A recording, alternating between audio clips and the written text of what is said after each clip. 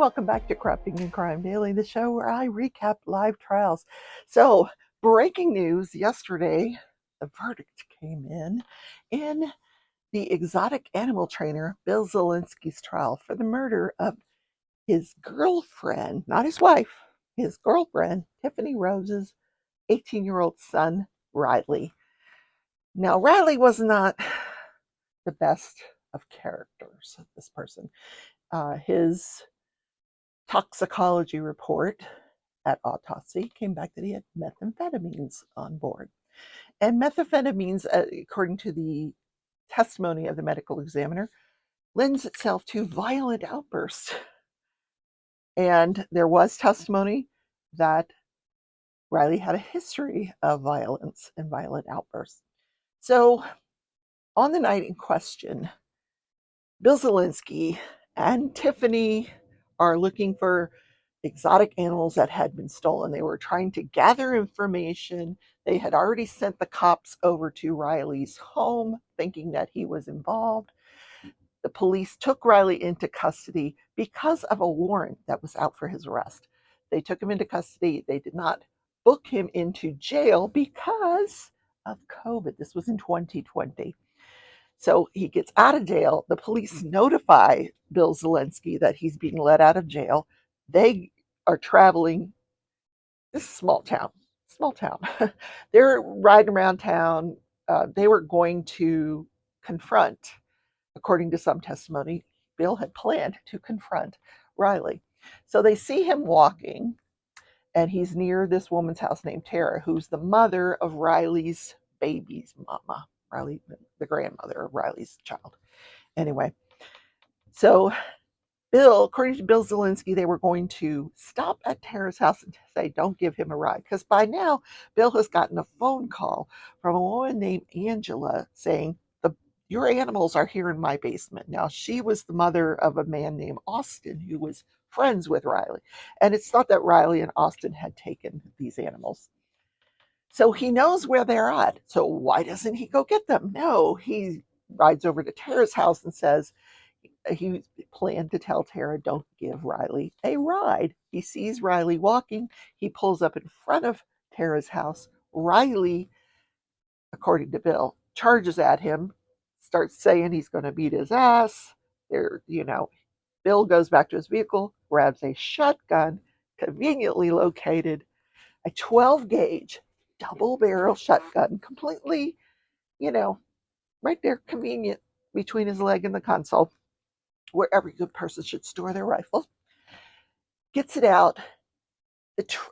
Now, I don't know a lot about rifles, but according to the prosecution, he had the rifle, what did they call it? Gosh,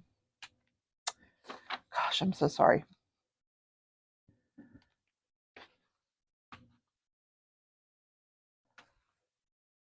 Meow, I know, meow. You want to go out?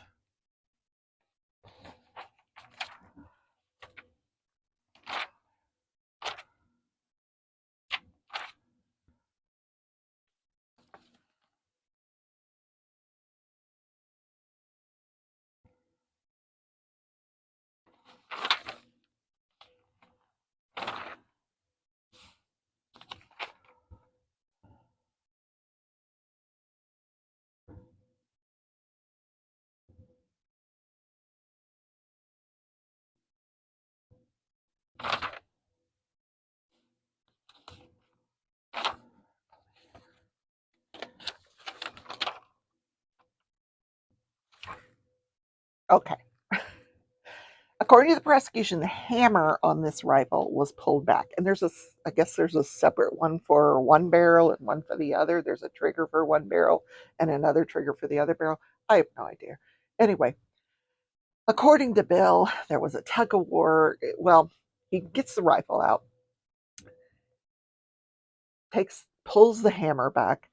He's thinking Riley is armed, could possibly be armed. Now, I don't know why he's thinking that. He knows the guy just came from jail. Why would he be armed? Where did he get the gun? And Billzielinski explained this. He said, well, if he lawfully owned the gun, they would give it back to him. Well, what if it was one of the guns he stole from you? Anyway, they would have taken it. So he says he thought maybe Riley was armed. So then on the ring camera footage, you see Riley take off his jacket. So at this point, Zielinski realizes, well, he's probably not armed. So he hands the rifle to Tiffany Rose, meek and mild Tiffany Rose, and says, hold this gun on your son.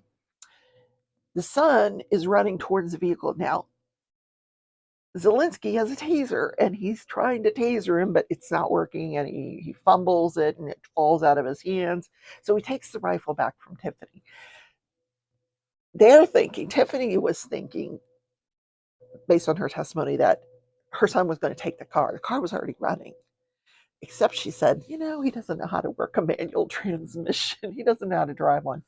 So, good point. But in that car was knives, a garden hoe, a baseball bat, other guns, and one more thing. Oh, a hammer.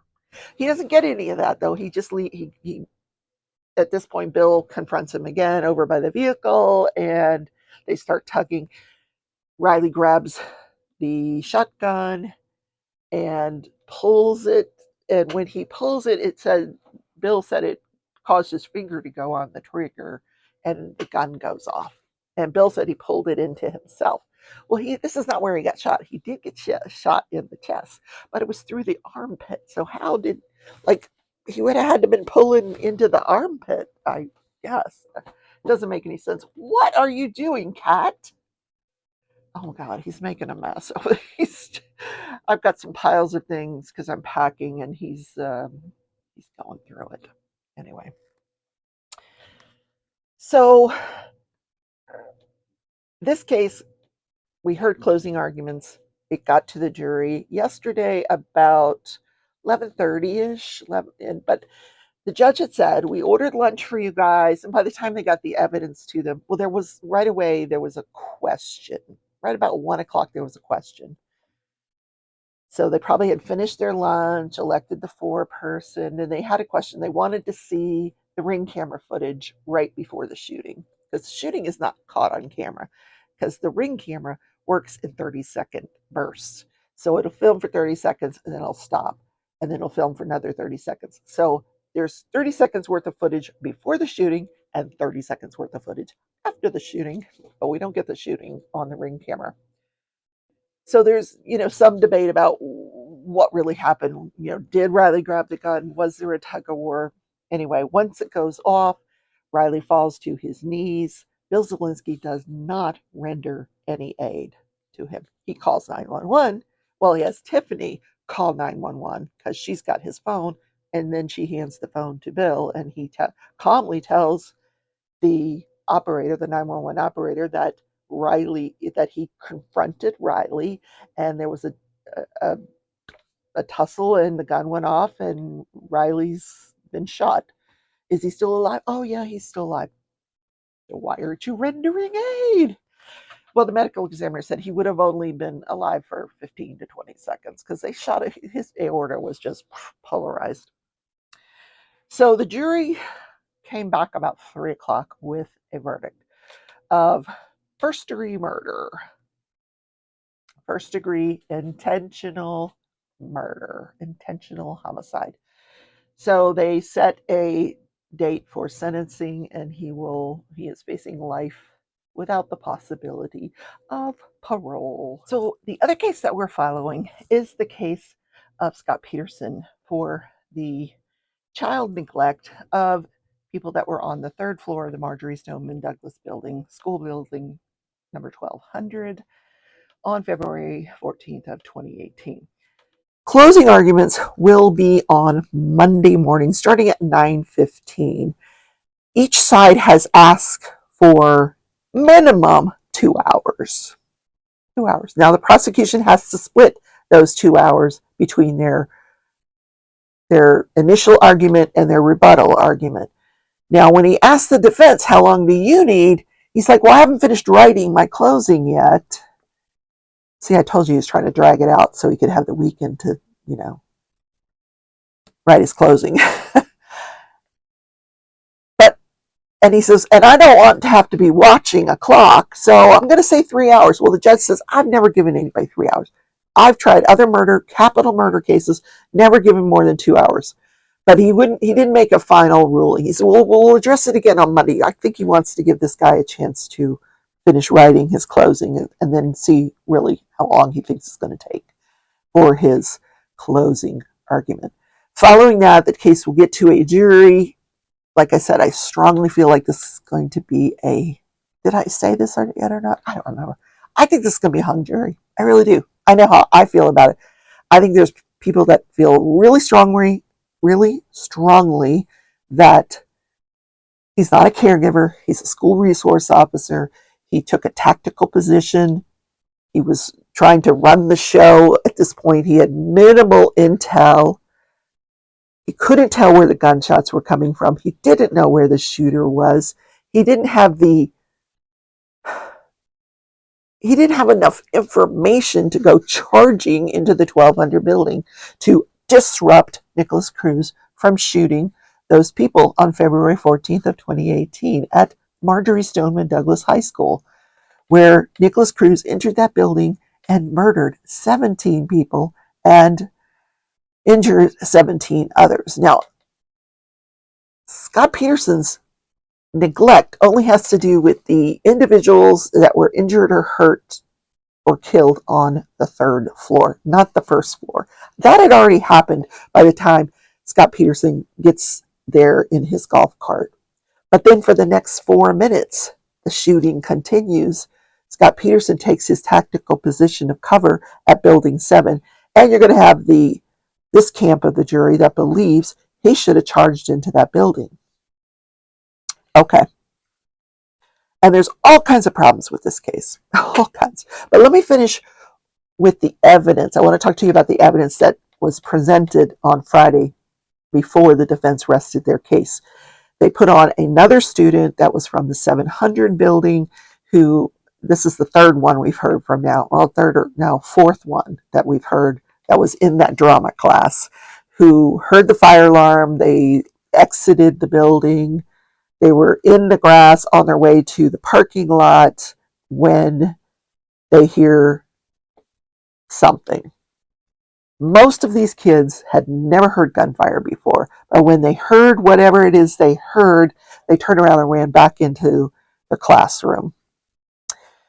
Now, this guy, this student who is now graduated with a degree in musical theater, he wants to be on Broadway, he said that when he heard those sounds, he thought the gym had been bombed. He thought there was a bombing at the gym and that the building was coming down. So he looked over towards the gym. Now, this is not even near the 1200 building. It's west, another building that's west of the 1200 building. He looked over towards the gym and he said it was intact. So then he just didn't know where the sounds were coming from. The other person that took the stand was a dispatcher. She was the dispatcher during this event. Now, after this event went on, there was a point in time where she turns over the dispatch to a more experienced dispatcher, and then she takes the traffic that was not involved in this active shooter response. She takes the other traffic to a different channel to dispatch over there, because she was a brand new dispatcher, like a month into her training, but she was at the tail end of her training, and she handled this very, very well. She talked about the problems they were having with the radio. One thing I thought she did really well was she talked about how if the cell phones, if you have a cell phone and you call 911 in the city of Coral Springs, those calls go to the Coral Springs Police Department. However, Marjorie Stoneman Douglas High School falls in the Broward Sheriff's Office territory. They are the ones that police that high school. So those cell phone calls are supposed to be transferred to the Broward Sheriff's Office. That was not happening. So the kids and the teachers that were injured and dying in that building that may have been calling 911 to say where the location of the shooter was, that information was not being relayed to the Broward Sheriff's Office. They didn't know where the shooter was. Coral Springs knew where the shooter was. Broward Sheriff's Office didn't. So the defense attorney says, well, couldn't you have patched them together? Oh, yeah, patching is easy. We could patch them together, and then we could have dispatched both Coral Springs and BSO on the same channel. Each one would have the same intelligence. That didn't happen. She says, I can't do it on my own. It has to be ordered by the incident commander. And it never was. She goes, it's very easy. It's 3 clicks of a mouse. It takes seconds. What? Are you kidding me? Yeah. So that was her testimony. Then we get Deputy Arthur Perry. Now, right off the bat, we know he's friends with Scot Peterson. He's not, and he's in his camp, and God bless him. He is also a school resource officer, so that's how he knew Scot Peterson. Now, when asked, does he socialize with Scot Peterson? He's like, no, I don't. Because Scot Peterson doesn't live in Florida anymore. He got the H out of there. Yeah, he lives in another state. Although he's probably coming back if he gets convicted. So, when he was asked to describe Scot Peterson as a school resource officer, he said, out of all the school resource officers in the Broward Sheriff's Office, Scot was probably the most proactive. Like he had the most interactions with the students. Then, so the day of the shooting, this officer, who was a school resource officer at the elementary school that was about a mile away from Marjorie Stoneman Douglas High School, and at the point in time where he hears shots fired come over his radio, he is in the middle of letting the kids go for the day. The elementary school kids, the parents are there, the buses are there. They're getting all that rodeo stuff that goes on at the end of the day. So he puts on his vest. He says, I don't wear a vest, because that's been a point of contention here. Why didn't Scot Peterson have a vest on? He says, I don't wear a vest. It's too hot. I'm outside 90% of the day. I'm not wearing a vest. But when he heard this call, he goes to his car, he puts on his vest, gets his rifle ready, and he heads to the scene. Like I said, it's about a mile away. When he gets to the scene, he gets out of his car, he hears gunfire. But he thinks it's coming from the west of the school, like the football area. So he gets out of his car, he's following his training, proceeding to where he hears the gunfire, and he runs into a locked gate. Now, somehow he overcomes that obstacle. I don't remember how he said he got through the gate, but he gets through the gate, goes into the parking lot, meets up with Coral Springs officer that had been off duty, that was hosing down the baseball field. When he realized something was wrong, this kid had run out to him that had been shot in the foot on the first floor. He's trying to get this kid to safety, so they're hunkered down in the parking lot, taking a position of cover when this officer sees them. And he said, I tried to key the radio probably 5 or 6 times, and I could not get through on the radio because he wanted to get the kid some help. So eventually he did get through on the radio, but this was one of the issues they had with this radio. If there was too much traffic, too many people trying to use the radio, it would just go into this fail soft mode, and nobody could use the radio. So following that, where he does get through, he asks for help for this kid. Then he comes over the radio to say that there's an injured student in the parking lot. Scot Peterson hears this and says, hey, Perry, where's the shooter? Now, Perry had already left this kid and had started moving again towards the sound of the gunfire that he had just heard. He didn't hear any more after that initial gunfire, but he's still proceeding.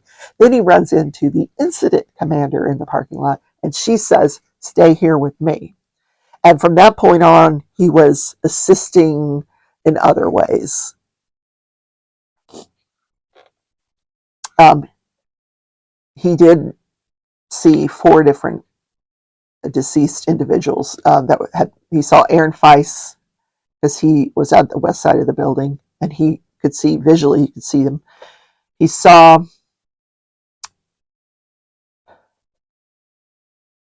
out of that 1200 building, he said he looked at the 1200 building and he could see that there was damage to the building from gunshots, but he thought it had come from outside the building into the building. And the reason he thought that was because Aaron Feiss was not in the building. He was laying on the ground outside the building.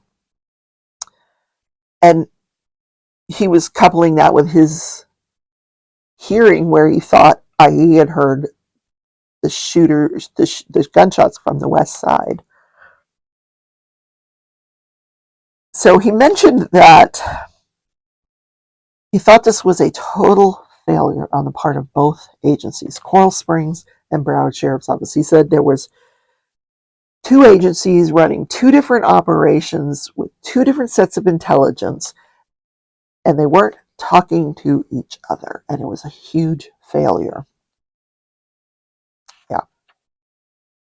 So that's where the evidence concluded for the defense. So like I said, closing arguments are Monday morning. Now, I'm going to be out of town. I will bring my computer. I will try my best to bring you the verdict when we get it.